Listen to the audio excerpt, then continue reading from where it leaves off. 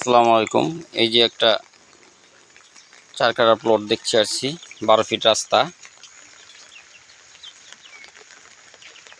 এই হলো corner plot, এইটা হলো প্লট। হ্যাঁ,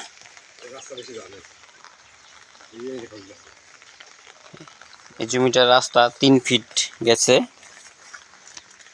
এই প্লটের সামনের রাস্তার জন্য 3 ফিট ছাড়া হয়েছে। একদম স্কোয়ার প্লট এবং উঁচু, বালু ভরাট করা।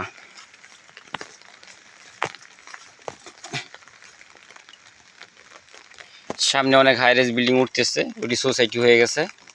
সব পানির জমিগুলি সব সোসাইটি হয়ে গেছে, বালু ভরাট করা সবগুলি প্লট হয়ে গেছে।